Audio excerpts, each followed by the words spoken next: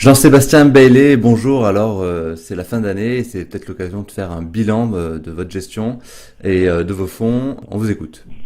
Ça a été une année 2014 très compliquée puisque on a vu des marchés qui avaient une forte volatilité, des secteurs qui voyaient arriver des nouveaux acteurs de plus en plus forts.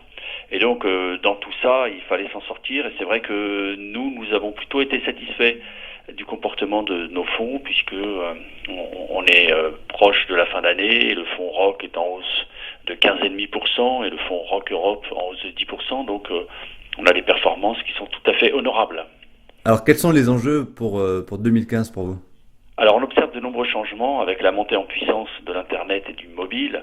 On a vu ces dernières années que certains secteurs comme le loisir, tourisme, par exemple, ont complètement changé, de même que la musique ou la vente de livres.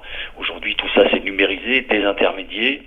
Et nous pensons que certains secteurs vont être attaqués par ces nouveaux disrupteurs, comme on les appelle, notamment le secteur de la banque, avec la montée en puissance des Google, des Amazon, qui demain seront des banques, et d'autres secteurs comme les hypermarchés vont devoir faire face à la montée de la vente en ligne, qui ont commencé par attaquer les produits non alimentaires, mais nous n'avons pas de doute que l'alimentaire va suivre. Et donc, ces changements au niveau sectoriel, ça a un impact sur votre gestion et sur votre analyse. Vous devez vous adapter. Oui, tout à fait. Nous, vous savez, nous avons une approche client. On essaie d'être à l'écoute des clients, de voir quels sont leurs nouveaux comportements.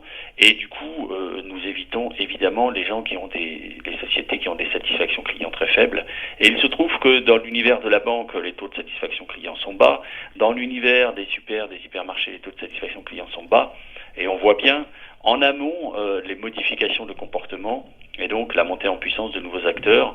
Donc nous aurons plutôt tendance à privilégier un Amazon par rapport à une librairie traditionnelle, et nous aurons plutôt privilégié les banques online par rapport à des banques traditionnelles. De même que des nouveaux acteurs qui vont arriver sur le monde de l'e-commerce et qui vont connaître tout sur leurs clients, leur faire un service sur mesure. Donc, en fait, en étudiant la satisfaction client, ça vous permet d'avoir un temps d'avance sur l'analyse des évolutions des secteurs. Oui, et puis nous donne un sentiment très positif sur notre gestion pour l'année 2015, parce que nous voyons qu'il y a quand même beaucoup de satisfaction client chez des nouveaux acteurs, et ces acteurs-là vont faire à la fois de la croissance, de la rentabilité, et donc des histoires intéressantes à suivre à travers nos fonds.